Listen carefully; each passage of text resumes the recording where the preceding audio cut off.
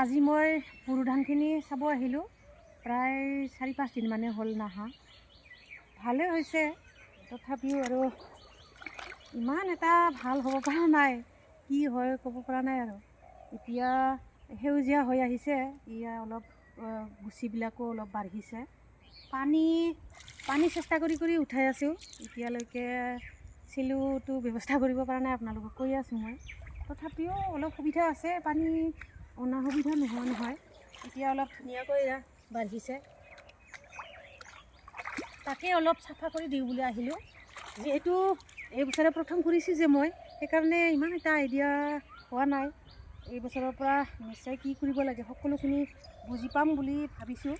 অহাবাৰ নিশ্চয় খুব ধুনীয়াকৈ মই কৰিম বুলি মনতে সংকল্প লৈছোঁ। এইখিনিও যথেষ্ট ভালেই হৈছে। মই আপোনালোকক প্ৰত্যেক সময়তে কেনেকৈ হৈ আছে আমাৰ খেতিডৰা আপোনালোকক দেখুৱাই আছোঁ। বহুতে কৈ থাকে মোক বড়ো ধানখিনি বাইদেউ বড়ো ধানখিনি দেখুৱাব বুলি কৈয়ে থাকে, সেইকাৰণে আপোনালোকক দেখুৱাই আছোঁ। ইমান ঠিক হোৱা নাই এতিয়ালৈকে, ইমান দেখুৱাব পৰা হোৱা নাই।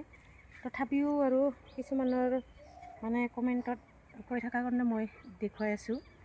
তেওঁলোকেও অলপ অলপ খেতি কৰিছে বোলে, সেইকাৰণে মই দেখুৱাই গৈছোঁ এইবিলাক। আৰু এইফালে বেলেগৰো কৰিছে, তেওঁলোকৰ আমাতকৈ অলপ বেছি ভাল হৈছে, বহুত যত্ন লৈছে। আমি আৰু ইমান সময়ো নাপাওঁ।